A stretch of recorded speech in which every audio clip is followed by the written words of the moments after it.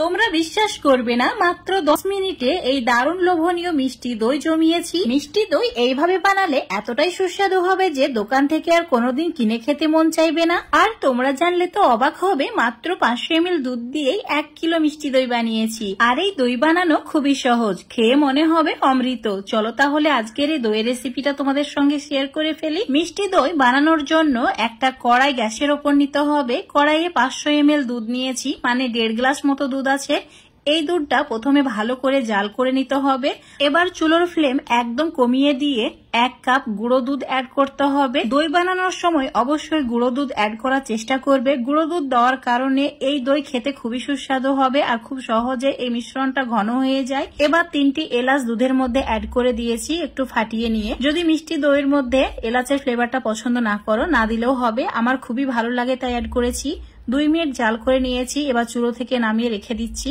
এবারে চুলোর উপর একটা ফ্রাই প্যান নিতে হবে, দিয়ে দিতে হবে 25 গ্রাম চিনি, অল্প 2 চামচ মতো জল অ্যাড করেছি। চুলোর ফ্লেমটা মিডিয়ামে রেখে এইভাবে অনবরত নাড়াচাড়া করতে হবে। কিছুক্ষণের মধ্যে দেখতে পাবে চিনি একদম গলে গিয়েছে আর ঠিক এরকম ফেনা ফেনা হচ্ছে। এবার চুলোর ফ্লেমটা একদম কমিয়ে দিতে হবে। ঠিক যখন এরকম কালার আসবে, ফ্লেমটা একদম অফ করে দিয়ে আবারও এইভাবে নাড়াচাড়া করতে হবে। এবারে চিনির ক্যারামেলের মধ্যে 1/2 কাপ মতো জল অ্যাড করে দিতে হবে, যাতে চিনির ক্যারামেলটা ভালোভাবে ঠান্ডা হয়ে যায়। ক্যারামেল সম্পূর্ণ ঠান্ডা হয়ে যাওয়ার পরই দুধের মিশ্রণের মধ্যে অ্যাড করতে হবে। তো এখন একটা কাপের মধ্যে ঢেলে রেখে দিচ্ছি। এখন এই দুধের মিশ্রণটা সম্পূর্ণ ঠান্ডা অবস্থায় আছে। দিয়ে দিলাম 25 গ্রাম চিনি আর 25 গ্রাম চিনির যে ক্যারামেল করে রেখেছিলাম সেটা। এই চিনি আর ক্যারামেল খুব ভালো করে প্রথমে মিশিয়ে নিতে হবে।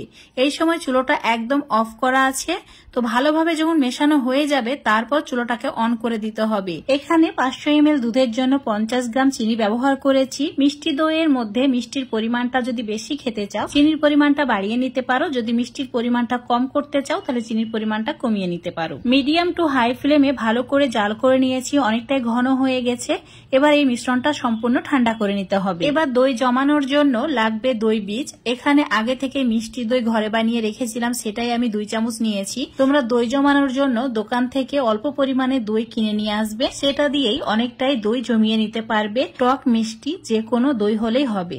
যে মিশ্রণটা রেডি করে রেখেছিলাম সেটা ঠান্ডা হয়ে গেছে আর এইভাবে সর জমে গেছে। এবার এই দই বীজটা অ্যাড করে দিতে হবে। একটা কথা অবশ্যই মনে রাখবে, মিশ্রণটা সম্পূর্ণ ঠান্ডা করে নেওয়ার পরই এই দই বীজটা অ্যাড করবে, তারপর ভালো করে মিশিয়ে নেবে। মেশানো হয়ে গেলে তোমাদের দেখাচ্ছি, দেখো ঠিক এইরকম ঘন মিশ্রণ রেডি হয়ে যাবে। এবার এটা জমানোর জন্য একটা মাটির সরা নিয়েছি। তোমরা যে কোনো পাত্র নিতে পারো দই জমানোর জন্য। এবার এই সরার মধ্যে দইয়ের মিশ্রণটা অ্যাড করে দিতে হবে। 1.5 কাপ দইয়ের মিশ্রণ অ্যাড করে দিয়েছি, একদম সম্পূর্ণ ভর্তি হয়ে গেছে। একটা ফয়েল পেপার দিয়ে এইভাবে মুড়িয়ে দিতে হবে, যাতে করে খুব সহজে এটা জমে যায়। এখন একটা ইলাস্টিক দিয়ে টাইট করে দিয়েছি আর সাইডগুলো ঠিক এইভাবে মুড়িয়ে দিয়েছি। এটাকে সাইডে রেখে দিচ্ছি। আর একইভাবে আরো 3টি ছোট ছোট মাটির পাত্রে আমি মিশ্রণটা অ্যাড করে এটাকে রেডি করে নিচ্ছি। তো ঠিক একইভাবে ফয়েল পেপার দিয়ে মুড়িয়ে নিতে হবে। হাতে সময় কম থাকলে মাত্র 10 মিনিটে এই দইটা এবার রেডি করে নিতে পারবে। চুলোর উপর একটা কড়াই নিয়েছি, 1 গ্লাস জল দিয়ে একটা স্ট্যান্ড রেখে দিয়েছি। তারপর দইয়ের সরাটাকে রেখে দিয়ে ঢাকা দিয়ে দিতে হবে। চুলোর ফ্লেম হাই করে দিয়ে 10 মিনিট কুক করে নিতে হবে। 10 মিনিট হয়ে গেলে চুলো অফ করে দিয়ে সম্পূর্ণ ঠান্ডা করে নিতে হবে। তোমরা চাইলে ফ্রিজে 1 ঘন্টা রেখে দিতেও পারো, এতে দারুণ চিল্ড হয়ে যাবে একদম। তো এখন তোমাদের আমি কিছুক্ষণ পর দেখাচ্ছি। দেখতে পাচ্ছ সম্পূর্ণ ঠান্ডা হয়ে গেছে আর দারুণ ভাবে এটা জমে গেছে। কতটা সুন্দর হয়েছে দইটা, দেখেই লোভ সামলাতে পারবে না, এতটাই সুন্দর হয়েছে। আর এটা খেতে সত্যি বন্ধুরা অসাধারণ ছিল। তো অবশ্যই বাড়িতে একবার হলেও এভাবে মিষ্টি দই বানিয়ে খেয়ে দেখবে। আর একইভাবে যে ছোট ছোট ভাঁড়গুলোর মধ্যে দই বসিয়েছিলাম, তো সেগুলোকে স্টিম করে নিয়েছি, একদম পারফেক্ট হয়েছে। তোমরা যদি স্টিম করতে না চাও, তাহলে কোনো গরম জায়গায় 5-6 ঘন্টা রেখে দেবে, তাহলে খুব ভালোভাবে এটা জমে যাবে।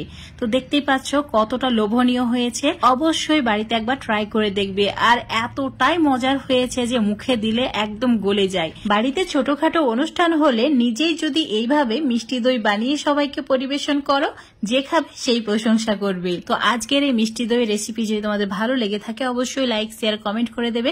ফেসবুক পেজ থেকে দেখলে পেজটাকে ফলো করে নেবে, ইউটিউব থেকে দেখলে চ্যানেলটাকে সাবস্ক্রাইব করে রাখবে আরো এরকম রেসিপিগুলো পাওয়ার জন্য। তো বন্ধুরা অবশ্যই একবার ট্রাই করে দেখবে।